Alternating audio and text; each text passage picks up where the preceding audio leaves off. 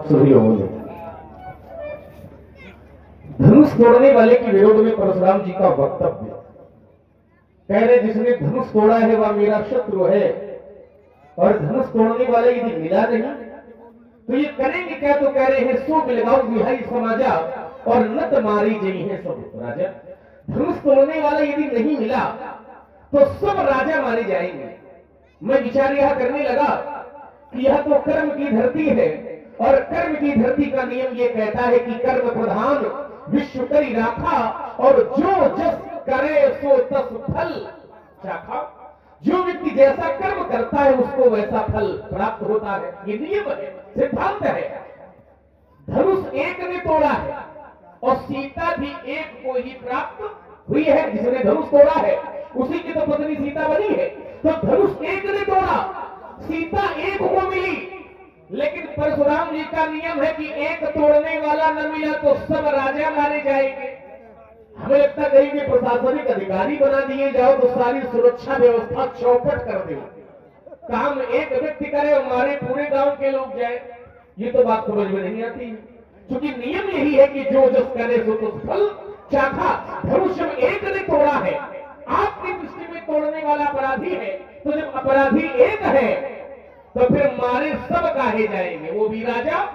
यहाँ कुछ राजा तो ऐसे हैं, एक बात और है ध्यान देना, कुछ राजा ऐसे हैं जो धनुष तोड़ने के लिए गए, भाई जिन्होंने धनुष में हाथ लगाए, भूप सहस दस एक 12 लगे उठावन टरे नटारा। 10,000 राजाओं ने धनुष उठाने का प्रयास किया लेकिन तोड़ नहीं पाए। तो भले न तोड़ पाए लेकिन हाथ लगाने तो धनुष में गए। तो जो राजा हाथ लगाने गए हैं उनको एक बार मारो, ये तो समझ में आता भी है। लेकिन कुछ राजा ऐसे भी है जो धनुष तोड़ना तो दूर, धनुष तोड़ने के लिए अपने आसन से उठे तक नहीं है कि नहीं? जिनके कुछ विचार मन माही तो चाप समीप महीप न जाए, वो धनुष के पास गए नहीं। तो जिन्होंने धनुष में हाथ लगाए उन्हें एक बार मारो तो ठीक है, और जो तोड़ने के लिए हिले तक नहीं उनको भी मारने की घोषणा कर रहे हो तो ये बात समझ में नहीं आ रही है, क्योंकि सिद्धांत यही है कि जो जस करे सो तस फल चाखा। अच्छा एक बात और है, ये करेंगे कब? राजाओं को मारेंगे कब? धनुष तोड़ने वाला यदि नहीं मिला तब मारेंगे। तो मैं चिंतन यह करने लगा कि ये धनुष तोड़ने वाले को जानना चाहते हैं कि आखिर धनुष तोड़ा किसने, और ये है महात्मा। और हमने तो ये जाना है कि महात्मा जो होते हैं, जो तपस्वी होते हैं, साधना करने वाले जो होते हैं, उनको कोई बतावे और चाहे न बतावे, वो अपनी तपस्या के बल से ये जान सकते हैं कि सामने वाला हमसे क्या पूछने आया है, और कहो जान के लिख के भी रख दे। पहले समझो जरा, संकेत में केवल समझो। तो तपस्या के बल से महात्मा दूसरे के मन की भी बात जान लेते हैं। और एक शास्त्र से भी प्रमाण आपको बढ़िया दे दे, जिस समय पार्वती जी का जन्म हिमांचल के घर में हुआ, माता पार्वती जी का, इनकी गुरु माता जी का जन्म हिमांचल जी के घर में हुआ, तो हिमांचल के घर में महात्मा नारद जी आए। और जब नारद जी आए तो हिमांचल ने प्रणाम किया और अपनी कन्या को भी नारद जी के चरणों में समर्पित किया। निज सौभाग्य बहुत गिरी वरना और सुता बोली मेली मुनि चरणों। पार्वती जी को नारद जी के चरणों में समर्पित किया, और पार्वती जी को जिस समय नारद जी ने देखा तो देख करके ही पार्वती जी के विषय में नारद जी बताने लगे। सुंदर सहज सुशील सयानी नाम उमा अंबिका भवानी आदि आदि बताने लगे, और अंत में यहां तक बता दिया कि जोगी जटिल अकाल मंडगन अमंगल वेश, और अब स्वामी यही का मिली परी हस्त रेख। उन्होंने ये बता दिया कि जद्यपि पर अनेक जग माही, लेकिन यही का शिव तज दूसर। संसार में पर बहुत है, लेकिन इसके लिए वर केवल भगवान शंकर होंगे। अथवा पार्वती जी का उस समय विवाह नहीं हुआ था, कुंवारी थी, और नारद जैसे महात्मा ने देख करके बता दिया कि इस कन्या के पति भगवान शंकर होंगे। और मैं सोचने लगा कि महात्मा नारद जब देख करके ये बता सकते हैं कि पार्वती का पति कौन होगा, तो तुम महात्मा हो, तुम्हारे सामने भी पुत्री आई है, कन्या आई है, सीता आई है। जनक बहोरी आय शिव नावा सिंह बोलाई, तो सीता आपके सामने आई है, तो जब महात्मा नारद कुंवारी कन्या को देख करके ये बता सकते हैं कि इस कन्या का पति कौन होगा, तो तुम्हारे सामने तो विवाहित कन्या आई है जिसका विवाह हो चुका है। तो जब नारद देख करके ये सब बता सकते हैं, जान सकते हैं कि इस कन्या का पति कौन होगा, तो तुम देख के जान ले, मार काट के चक्कर में काहे पड़े। साधु संत मार काट से रास्ता नहीं बनाते, है ना। जब सामान्य रूप से रास्ता निकल आवे तो उसके लिए रक्त बहाने की कोई आवश्यकता नहीं है। धनुष टूटने में महाराज कोई बुराई नहीं, कोई अनुचित कार्य नहीं, कोई धर्म नहीं है। धनुष यदि नहीं टूटता तो जनक की पुत्री का विवाह नहीं हो पाता, और किसी की पुत्री का विवाह हो जाए ये तो बड़ी अच्छी बात है, मांगलिक कार्य है, धार्मिक कार्य है, सब प्रसन्न है। और जब सब प्रसन्न है तो आपको प्रसन्न हो ही जाओ, धरती पलटे की बात न करो महाराज। आज एक टूटा है, हमने अपने बचपन में जाने कितनी धनुइयां तोड़ दी, तब आपने कभी ऐसा क्रोध नहीं किया जैसा क्रोध आप आज कर रहे हैं। बहु धनुही तोड़ी लड़काई, लेकिन कदम आशीष कीन गोसाई, कभी आपने ऐसा क्रोध नहीं किया। तो क्या धनुष्य ममता, अच्छा ममता के भी दो भेद है। कोई अपनी ममता को संसार के प्रति जोड़ देता है, माता पिता भाई बहन पति पत्नी धन संपत्ति मकान आदि के प्रति जोड़ देता है, लेकिन धन्य होता है वह भक्त जो ममता को संसार से नहीं बल्कि संसार को बनाने वाले भगवान से जोड़ देता है। जननी जनक बंधु सुखदारा तन धन भर सुहृद परिवार सबते ममता ताग बटोरी और मम पद मनई बांध बर डोरी। भगवान कहते तुम्हें ममता करनी है तो माता से न करो, पिता से न करो, भाई से न करो, संसार से न करो, धन से न करो, तन से न करो। यदि ममता करनी है तो केवल भगवान के चरणों से ममता करने में कल्याण है। ममता संसार से जुड़ जाए तो वो आसक्ति का रूप लेती है, लेकिन ममता यदि भगवान से जुड़ जाए तो वो आसक्ति नहीं बल्कि भक्ति का रूप ले लेती है। तो परशुराम जी ममता धनुष से क्यों कर रहे हैं? धनुष से ममता करने का कारण क्या है वह मैं जानना चाहता हूँ। यही धनुष पर ममता, यही हेतु, इस धनुष पर आपकी ममता का हेतु क्या है वह मैं जानना चाहता हूँ। और चाहता ये हूँ कि जो लोग खड़े हैं आप लोग आकर के इधर बैठ जाओ, ज्यादा हुई इस पर बैठ जाओ, ये आसन लगा है। एक सुंदर समाज बने, जो लोग दूर खड़े वो थोड़ा पास में आ जाए, बैठे आकर के सुंदर समाज बने। इतनी भी सर्दी नहीं, जब ये बूढ़े बैठे हैं तो जवान का है खड़े। सही है, तो जो लोग दूर बैठे कृपया करके पास में आ जाए और सभी लोग बैठ करके ही संवाद सुने, आपको भरपूर आनंद आएगा। तो जो लोग खड़े हैं वो भी बैठ जाए, और जो हमारे भाई बंधु बहुत दूर खड़े हैं तो वो भी पास में आकर के बैठ जाए और संवाद सुने। और आप है भाई अनिल राजपूत जफेरी, कल्लू राजपूत, दामू पुरवा, इनकी ओर से 51 मुद्राएं और 11 मुद्राएं श्री भगत जी जयसारी वाले 11 मुद्रा इनकी ओर से, और ये 21 मुद्राएं दिशी राजपूत जखलेरी इनकी ओर से प्रकट हो रहे। बहुत बहुत साधुवाद।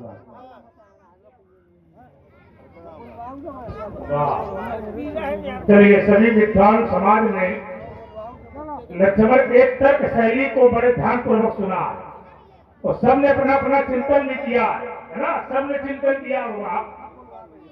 प्रथम एक बिंदु लक्ष्मण का निकल के आया, सो दिलवाई निहाय समाचार न तुम्हारे दिन है सब राजा। तो लक्ष्मण ने कहा कि पंडित जी यहाँ तो 2 प्रकार के राजा बैठे, एक साधु राजा, एक असाध। असाध माने दुष्ट, है ना, दुष्ट राजा भी बैठे और साधु राजा भी बैठे। तो वो लोग तो पंडित जी धनुष के पास नहीं गए। अच्छा, क्यों नहीं गए ये तुमने चिंतन नहीं किया? क्यों नहीं गए? अरे हम बताएंगे, वो तो प्रश्न करेंगे, प्रश्न करना उनका काम ही है। तो क्यों नहीं गए? क्योंकि ये साधु जो है ये सीता को महतारी मानते हैं, अर्थात माता मानते हैं। जगदम्बा जानहु जी सीता, सीता को माता के रूप में जानते हैं, माता के रूप में देख रहे हैं। तो जो साधु सीता को माता के रूप में देख रहे हैं वो धनुष को तोड़ना नहीं चाहते हैं। और राजा जनक का प्रण है कि जो धनुष को तोड़ेगा उसे सीता से विवाह करना पड़ेगा। तो जब सीता को वो महतारी मानते हैं तो वे धनुष को तोड़ने जाएंगे। पहली बात, जो सीता को माता नहीं मानते अर्थात पत्नी के रूप में पाना चाहते हैं वो राजा धनुष के पास गए। धूप सहस 10 एक ही 12 और लगे उठावन पर ना चारा। विचार करिए, है ना। अब रही बात तुमने कहा कि परशुराम जी जब कर्म करने वाला व्यक्ति कर्म करता है तो दंड सबको कैसे दिया जाता है? क्योंकि नियम तो ये कहता है कि कर्म प्रधान विश्व करिया था, जो जस करे तो तस फल चाखा। मैं एक उदाहरण दे रहा हूं। यज्ञ राजा दक्ष ने किया था, जरा ख्याल करना। संकल्प राजा दक्ष का था, संकल्प राजा दक्ष ने लिया था, लेकिन कराने के लिए तो भगु जी अन्य ब्राह्मण जी गए थे। लेकिन जब दंड दिया वीरभद्र ने तो मात्र दक्ष को नहीं दिया, वहां पर भृगु जी भी मारे गए। बात समझो। तो यज्ञ कराने वाला तो दक्ष है, करवा रहा है यज्ञ दक्ष, शंकर जी के विरोध में करा रहा है दक्ष। लेकिन जब वीरभद्र ने दंड दिया तो मात्र दक्ष को नहीं दिया, उस यज्ञ में जितने भी सम्मिलित हुए थे सबको दंड दिया गया। तो ये तो नियम है कि अपराधी तो अपराधी होता है, पर अपराधी की संगत करने वाला भी अपराधी होता है। तीसरी बात, एक निकल के और आई। लक्ष्मण ने कहा कि पंडित जी, नारद जी ने पार्वती का हाथ देखा, माने हस्तरेखा देखी, तो ये जान गए कि इसका पति कौन होगा। बात समझो, ये जान गए किसका पति कौन होगा। देखो, नारद जी यदि हस्तरेखा नहीं देखते तब भी पार्वती का शंकर जी के साथ विवाह होता। बात समझिए, हम कहते हैं हस्तरेखा न देखते तो क्या पार्वती का विवाह शंकर जी के साथ नहीं होगा? होगा, फिर भी होगा। क्यों होगा? इसका उत्तर समझिए। क्यों होगा?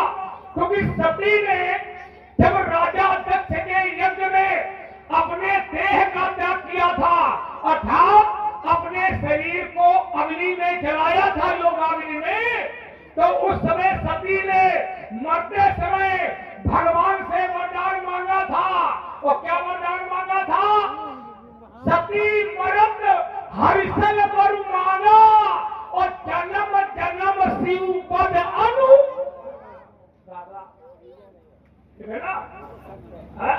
तो जब वरदान पहले ही मिल गया है तो सती यदि संसार से जाएंगी तब भी उनको शंकर जी ही मिलेंगे, और वही सती जन्मी जाए हिमांचल के यहाँ, वही सती का जन्म हिमांचल के यहाँ हुआ।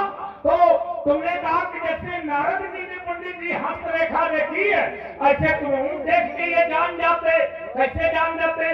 ध्यान क्या करना, कैसे जान जाते? बोले सीता जब सामने आपकी आई थी, तो जब कन्या सामने आई थी तो ये जान जाना चाहिए कि इसका पति कौन है। आप समझो। तो सीता हमारे सामने क्या करने आई थी भैया? प्रणाम करने आई थी।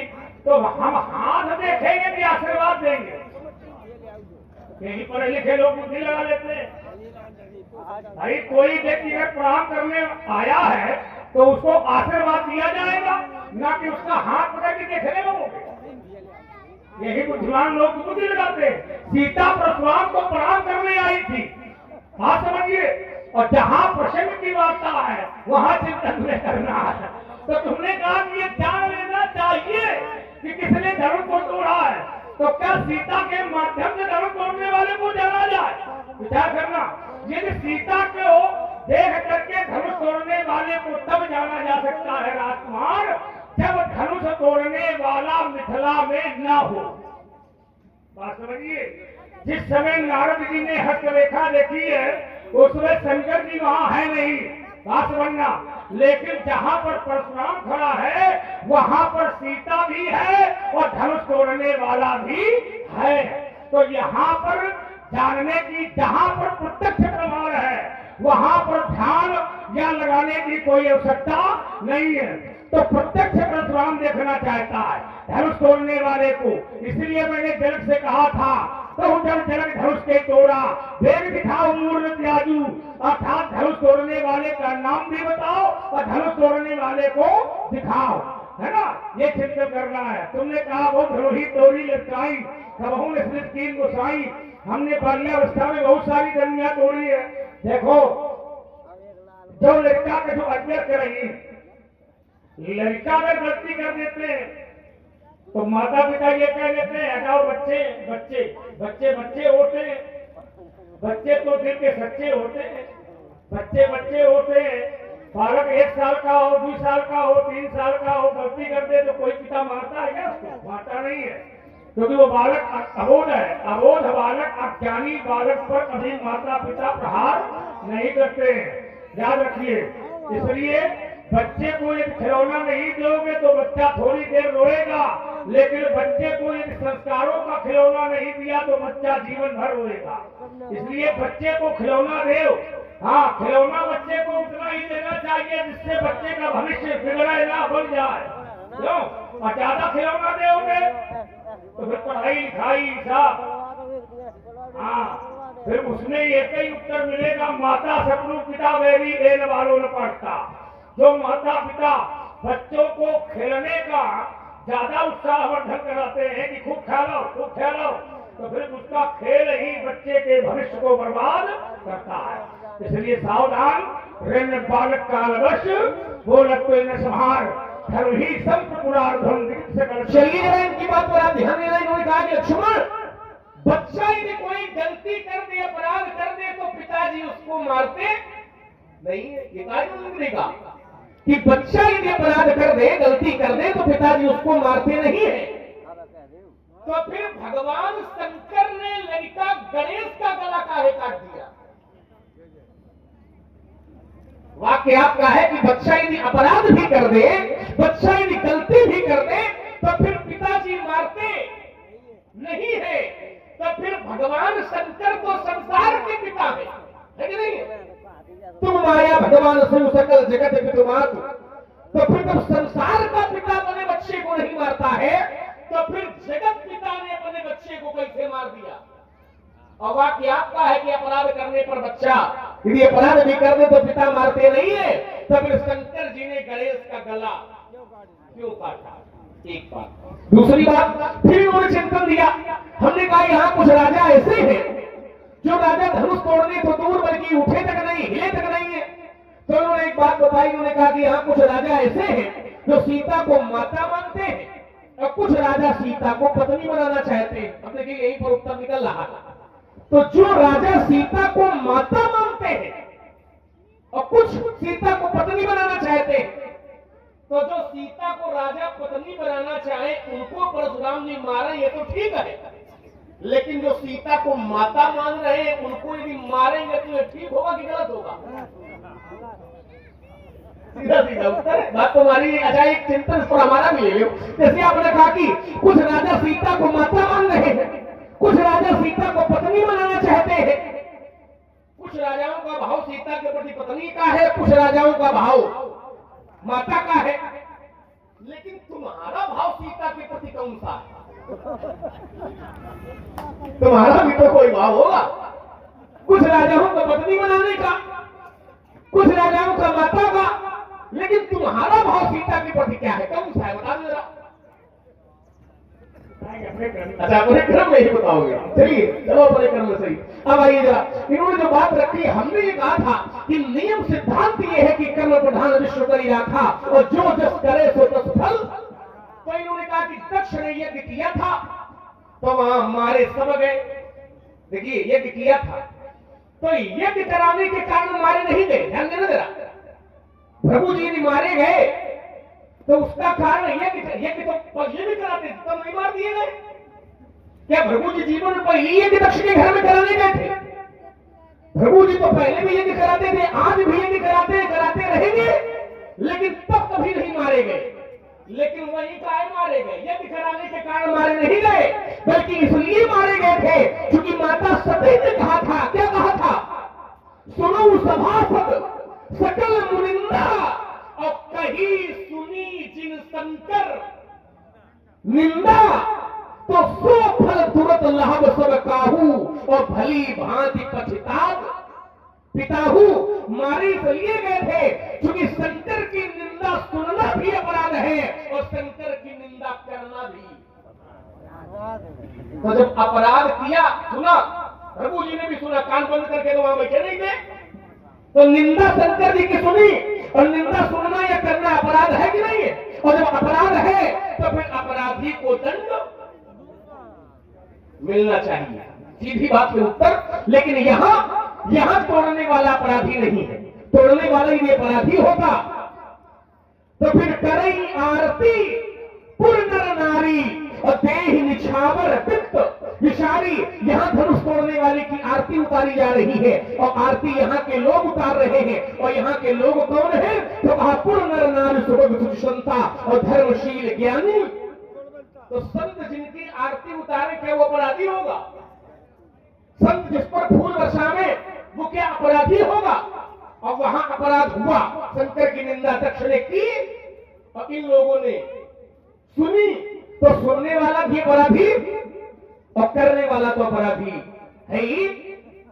क्योंकि भगवान शंकर, भगवान विष्णु और संत की जो निंदा सुनता है तो एक ही प्रमाण पर्याप्त है कि होई पाप गोघात समाना। इसलिए वहां अपराध है, इसलिए सब मारे गए। लेकिन यहां तोड़ने वाले ने कोई अपराध नहीं किया और तोड़ने वाले ने जब अपराध नहीं किया है। एक वाक्य आपने और कहा था, इन्होंने कहा था कि अपराधी की संगति करने वाला भी अपराधी होता है। देखिए ये नियम भी सब जगह नहीं लगेगा कि संगति करने वाला भी अपराधी होगा, अपराधी की संगति करने वाला भी अपराधी होगा। अच्छा, यदि आपका वाक्य हम मान ले कि अपराधी की संगति करने वाला भी अपराधी, तो अपराध अभी चर्चा भी चल रही थी। इंद्र ने एक बार अपराध किया अहिल्या के साथ, किया कि नहीं किया? इंद्र ने अहिल्या के साथ अपराध किया और अपराध में सहयोगी कौन बना था इंद्र के? चंद्रमा। तो इंद्र ने अपराध किया तो इंद्र को दंड दिया गया, लेकिन चंद्रमा को फिर कौन सा दंड दिया गया? यदि संगति करने वाला भी अपराधी आपका वाक्य है तो इंद्र को तो अपराध में श्राप दिया गया। सब लोग जानते हैं काहे का श्राप दिया गया, शायद भग हो जाए। लेकिन चंद्रमा को कौन सा श्राप दिया गया, कौन दंड दिया गया, बताना जरा अपने कर्म में। दूसरी बात, फिर तीसरी बात, फिर इन्होंने कहा कि लक्ष्मण, एक बात इन्होंने और बताई। हमने तो इन्होंने कहा था कि सीता हमें प्रणाम करने आई है, तो हम क्या हाथ पकड़ के देखने लगे? प्रणाम करने आई तो आशीर्वाद हमने दिया। देखिए, हाथ पकड़ के देखने लगे ये अच्छा नहीं। क्या जरूरी है महात्मा हाथे पकड़ के देखे तब क्या नहीं? क्यों भाई? हमके मस्तक देख के, जैसे उन्होंने कहा सीता हमें प्रणाम करने आई तो हाथ पकड़ के कैसे देखे, है ना? सीता प्रणाम करने आई, अच्छा आपके धर्ष में उत्तर कर रहा हूं, तुम कहते हो प्रणाम करने आई तो हाथ पकड़ के कैसे देखे? मैं तुम्हारे घर में उत्तर कर रहा हूं। तुम्हारे बाबा भ्रगु और भ्रगु के पुत्र शुक्राचार्य और जिस समय भगवान वामन का रूप बना करके बलि के द्वार पर गए थे तो बलि के यहाँ क्या करने गए थे?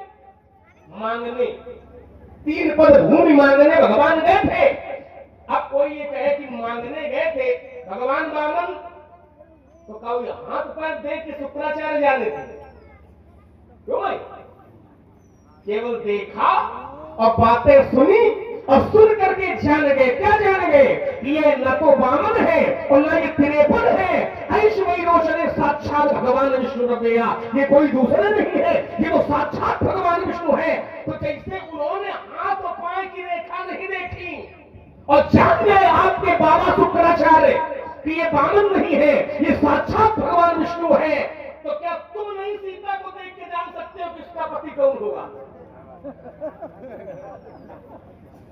इसलिए बातें घुमाओ नहीं, किसी मंदिर में घंटा बजाओ जाके भाई घंटे ना पढ़ो, ठीक है? और आप सुन रहे हैं बहुत ही सुंदर संवाद। इसी पर करा दिया भाई गजराज राजपूत बसवारी, योगेंद्र राजपूत बसवारी, विनोद विश्वकर्मा खड़ेही और इंद्रपाल कारीगर, इन सभी बंधुओं की ओर से 101 मुद्राएं दोनों विद्वान कलाकारों के चरणों में समर्पित।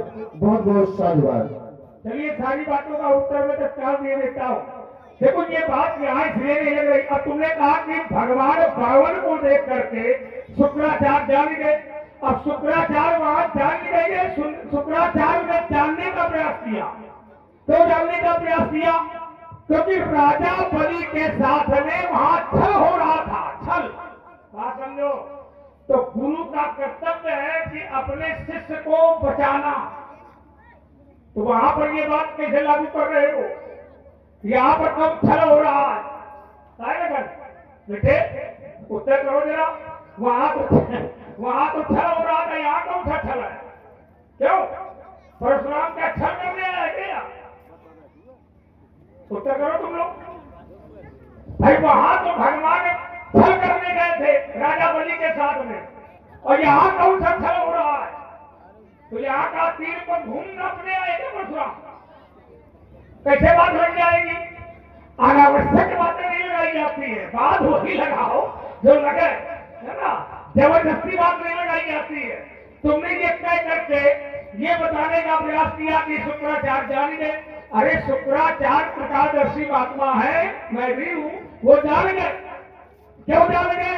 क्योंकि उनके शिष्य के ऊपर भगवान बामन छल करने आए थे, इसलिए उन्होंने जान लिया। अच्छा ठीक है, जान लिया तो आगे जब हम पढ़ोगे तो शुक्राचार्य ने मना किया बामन राजा बलि को कि तुम बामन को दान न दो। अच्छा जान भी गए, शुक्राचार्य ने जान लिया कि ये बामन नहीं है, विष्णु है, ये जान लिया। हाँ, तो शुक्राचार्य ने राजा बलि से कहा कि ये तुम्हारे साथ छल हो रहा है, तुम दान न दो। तो क्या राजा बलि ने शुक्राचार्य की बात मानी? हाँ या ना? तो फिर बात कैसे बनेगी? भाई हम लाख जान लिया है, लेकिन जब चेला हमारा बातें नहीं मान रहा है तो फिर कैसे जानना? भाई हम बार बार कह रहे हैं कि ये भगवान है, ये विष्णु है, ये छल हो रहा है, लेकिन चेला नहीं मान रहा ना। राजा बलि माना कहा, नहीं माना, जानने के बाद भी नहीं माना, और उसने बावन को दान दिया। 3 पग भूमि दान की नहीं की? हाँ या ना? तो क्या मतलब है इसका? जबरदस्ती बात लगा रहे हो और ऊपर से हमें संकेत कर रहे हो। अब जब ये एक दूसरा उदाहरण इन्होंने दिया, उसको भी लोग समझ लीजिए। हमने कहा कि जो लड़का कहीं हरकत से रही, तो इन्होंने कहा कि पंडित जी अगर लड़का गलती करता है तो माता पिता क्षमा कर देते हैं। तो गणेश जी ने का सर शंकर जी ने क्यों मार दिया? अच्छा कितने लोग गणेश जी को लड़का मानते हो? जरा हाथ उठाओ, उठाओ हाथ। कितने लोग गणेश जी को लड़का मानते हो? गणेश जी लड़का है कि भगवान? नहीं, तुम बता दे, सारी इंसान हो। क्या मतलब है इसके उत्तर का? मतलब गणेश जी ने लड़का को मानते नहीं, मगर गणेश जी अबोध है, गणेश जी अज्ञानी है।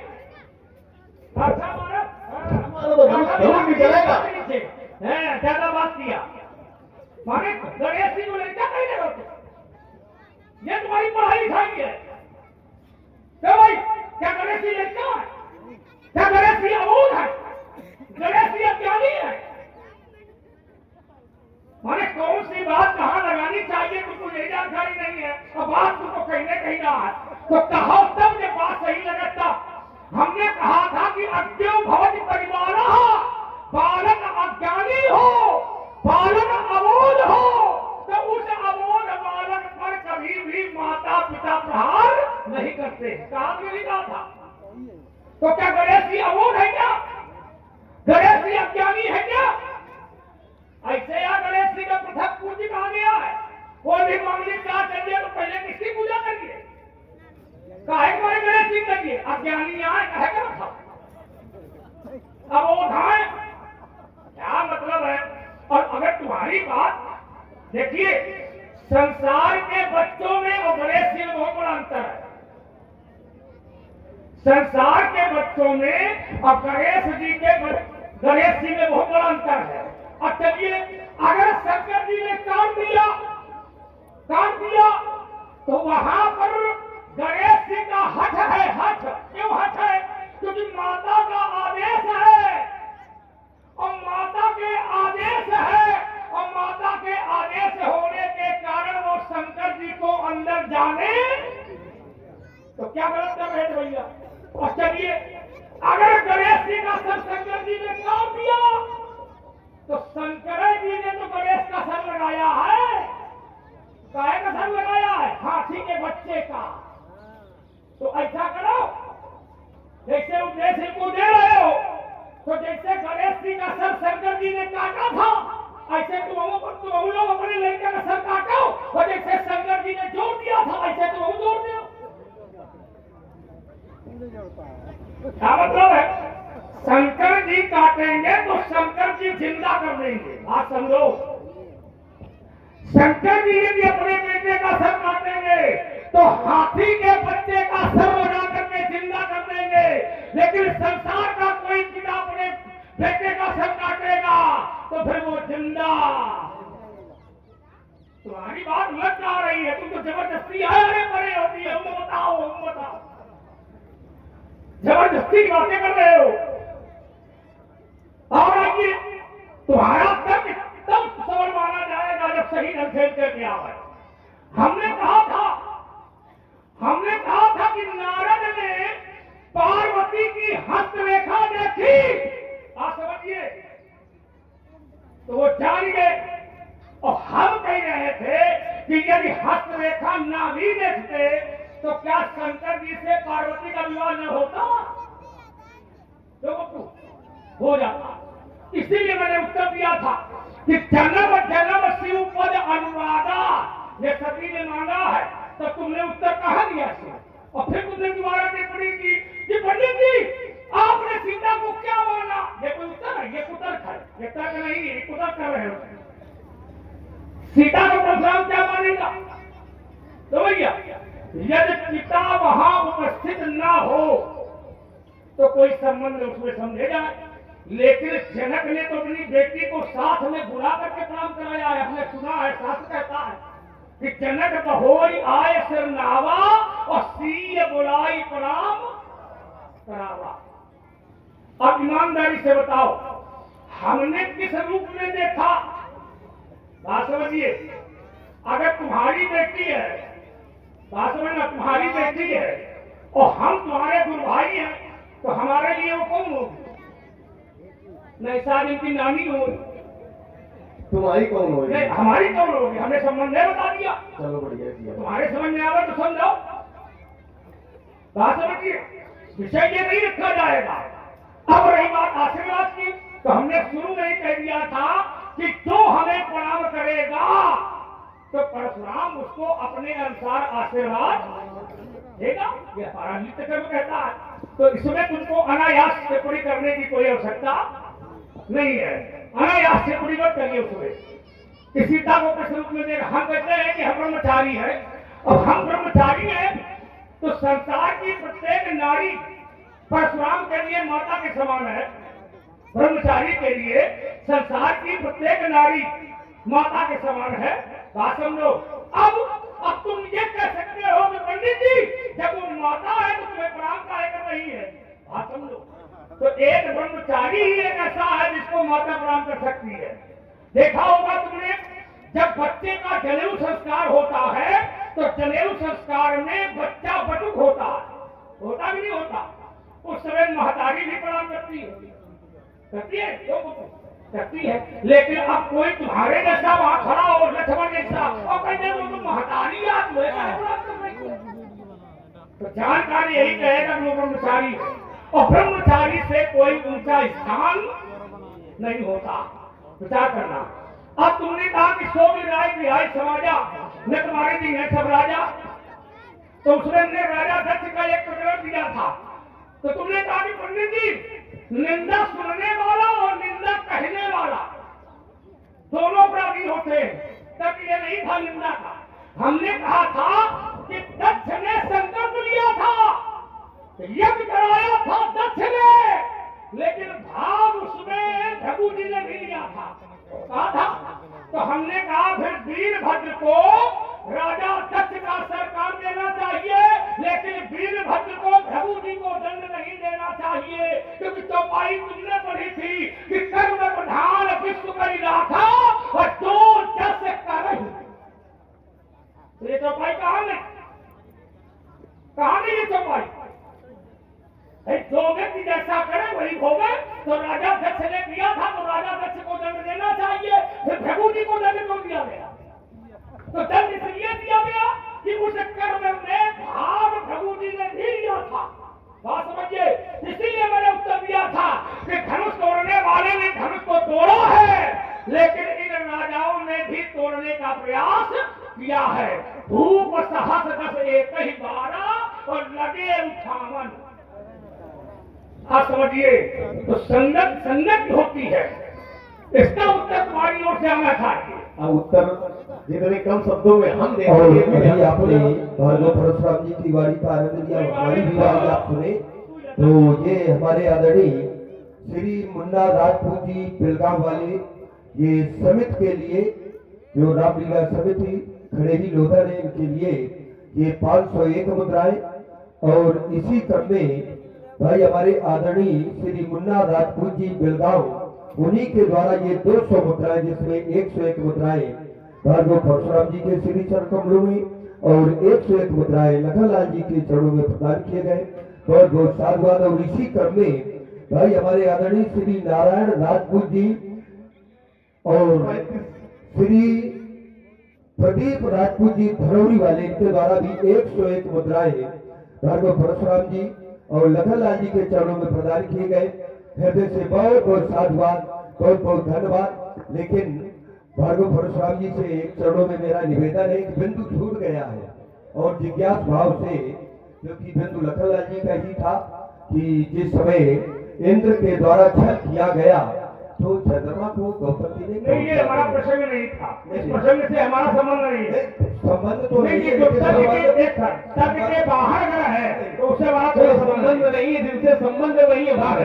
राजा इंद्र ने छल किया। आप समझना, राजा इंद्र देखिए एक छल किए, इसमें इन्हीं का फसाव है। अच्छा, फसाव इन्हीं का है, हमारा थोड़ी है। भाई राजा, तुमने चौपाई पड़ी है, कर्म प्रधान विश्व कर था, जो दस करे तो सोचा था, तो इंद्र ने छल किया था। तो छल में इंद्र को गौतम जी ने श्राप दिया, लेकिन संगत में तो चंद्रमा गया था, तो क्या उसको दंड नहीं मिला? मिला। तुमने ये कहा, लेकिन हमने इसमें संदर्भ इसलिए नहीं दिया। उसे क्यों नहीं दिया? क्योंकि तुमने हमारी चौपाई की हत्या नहीं की, तुमने अपनी ही चौपाई की हत्या की है। चलो। तो हमको क्या लेना देना चाहिए? हो गई बात। चलो। अपनी चौपाई की हत्या तुम कर रहे हो, थोड़ी कर रहे नहीं, तो हमने जैसे हमने समझो तो जरा हमारे बिंदु को भी समझो। कभी कभी ऐसा आपने पढ़ा होगा, बहुविकल्पी प्रश्न आते कि नहीं आते? क्या क्या क्या? बहुविकल्पी प्रश्न जो होते हैं, कब? सुनो तो मेरी बात। बहुविकल्पी प्रश्न जो होते हैं उनमें 4 विकल्प नीचे दिए जाते हैं, 4, ठीक है? और 4 में 3 लिखे होते हैं ऊपर, और नीचे अंतिम लिखा होता इनमें से कोई नहीं होता कि नहीं होता? इस प्रकार के भी प्रश्न किए जाते हैं। हमने क्या दिया तो प्रवेश भी उसमें कर गए। हमने कहा कि चंद्रमा को क्या दंड दिया गया, तो तुमने कहा कि हत्या अपनी चौपाई की तुमने कर ली, लेकिन तुमने अभी तक ये एक बार नहीं बताया कि चंद्रमा को दंड दिया क्या गया। बोलिए श्री लखनलाल ये नाटक लगाओ, ये जो लेके आए हो तुम, पक्को तुम नहीं कह रहे, हम ये दोनों अंदर से मिल के आए। ये प्रसंग है ही नहीं। ये तो तुमने लखनलाल की देखा है बोली, ये तुम वही बता दो, तो वही बता दो, अगर हमने बता दिया तो बता दिया तो आपके बात है। बताओ, अब हमसे न पूछो। कौन वाला चंद्रमा तुम यहाँ बता दो? हाँ? चंद्रमा कौन वाला? मुनि एक नाम चंद्रमा नहीं, मुनि। कौन चंद्रमा है ये? समुद्र से निकला हुआ। कौन है? नाम बताओ ना। चंद्रमा ही तो नाम अरे है। चंद्रमा तो 3 है, तुम बताओ कौन वाला चंद्रमा? चंद्रमा 3 कौन है? अरे कौन ये स्वयं नहीं जानकारी है? चंद्रमा एक ही है, चंद्रमा एक है। अपना क्या अत्रि पुत्र चंद्रमा है। ठीक है, चलिए सर बोले नहीं नहीं, है। अत्रि हमें तो हेराओ, तुम हेराओ। नहीं, तो आपसे आप छोड़ो, आपके लिए हम पर्याप्त चलिए।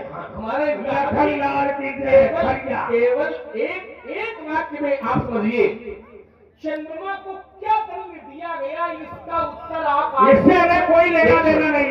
कोई लेना देना नहीं, तो छुट्टी कर रहे थे, लेना देना नहीं है प्रसंग से, तो उसको हम इस प्रसंग में कोई भी तर्क नहीं था। हटा दे। ये तो तुमने जबरदस्ती ला कर कहा। हमने जबरदस्ती लेकर नहीं खड़ा किया। अच्छा, जिसमें तुम्हारी तैयारी होगी वही तुम लाओ, तो उसको हम छोड़ दे, लग रहा है। छोड़ता है काहे छोड़ रहे हो? एक क्षण। ये प्रसंग तुम लाए क्यों? अभी ये नहीं देख पा रहे। एक लोग बोले, एक लोग सुने। हाँ, एक लोग बोल रहे हैं। एक लोग बोले, एक लोग सुने, तब आनंद आएगा। देखिए, धर्म प्रधान विश्व में व्याख्या वाले ने आ गई है। इसलिए हम इसको छोड़ रहे हैं, क्योंकि आपने कह दिया कि इससे हमें कोई लेना देना। क्या लेना देना? तो जब लेना देना नहीं, इसलिए मैं छोड़ रहा हूँ। और लेना देना यदि हो है, नहीं तो लेना में चुनौती है, तुम्हें चुनौती हम दे रहे हैं। एक भी उत्तर तुम स्वयं नहीं पा रहे हो, तुम चुनौती क्या दोगे? अब आओ। हम तुमको 6 जन्म की धमकी दे रहे हैं। 6 जनों की और क्या तो हमारी बात का उत्तर करोगे नहीं? चलो। तुम उत्तर स्वयं नहीं कर पा रहे हो। आज बात सारे घूम रहे हो कि नहीं?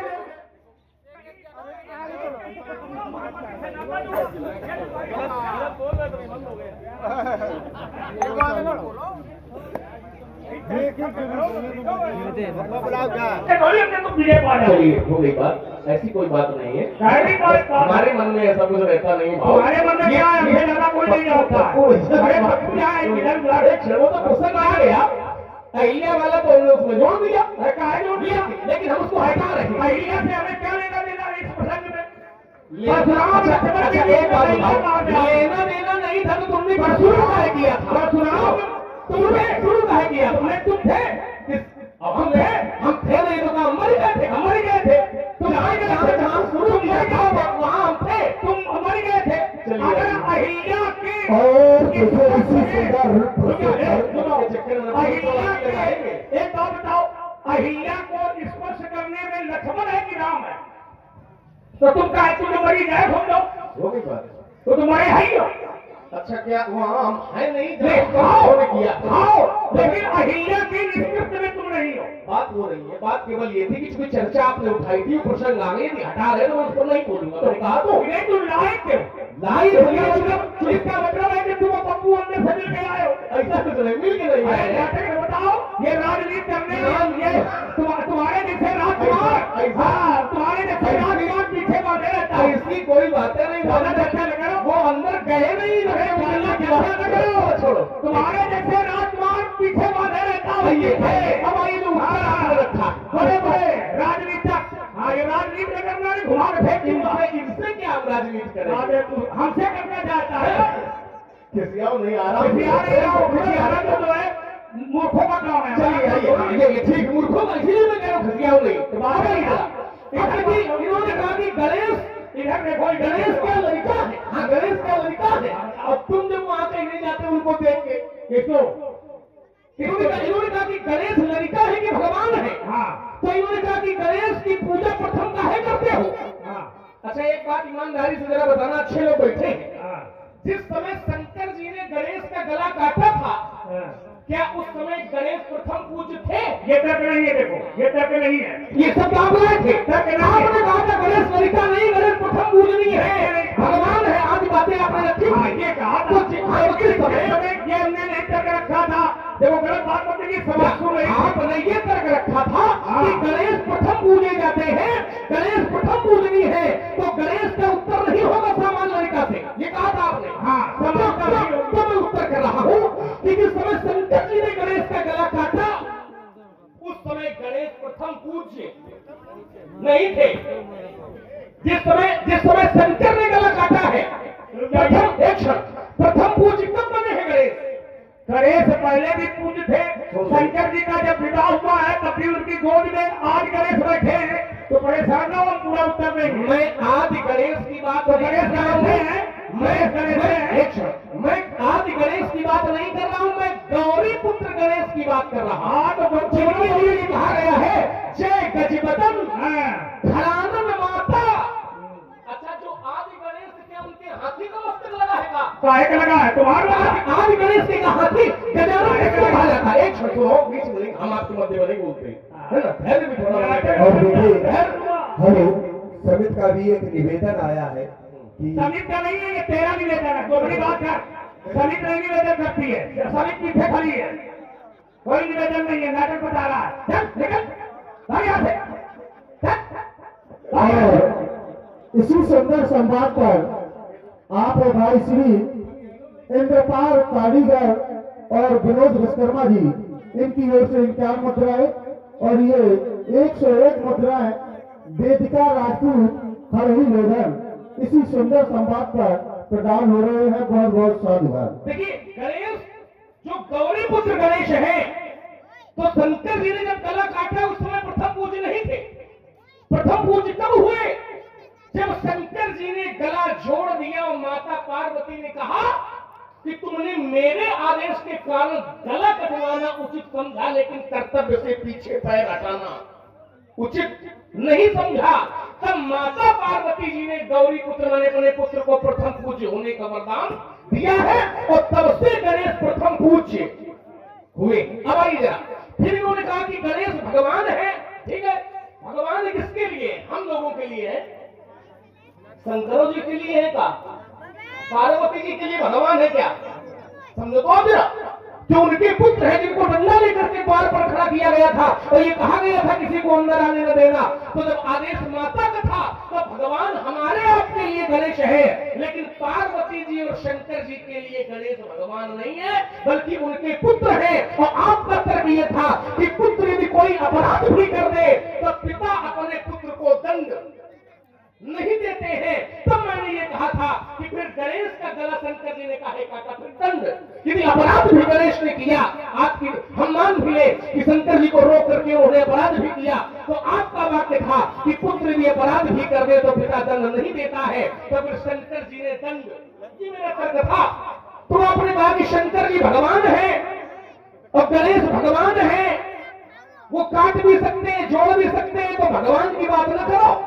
चलिए भगवान मैं गणेश को छोड़े ले रहा हूं, फिर एक प्रमाण मैं आपको दे रहा हूं और लड़का का ही प्रमाण दे रहा हूं। इनका वाक्य था कि लड़का यदि गलत कर दे, अपराध कर दे तो पिता दंड नहीं देता है। एक मैं भगवान से छोड़ रहा हूं उत्तर, फिर एक उत्तर कर रहा हूं। एक लड़का ने अपराध किया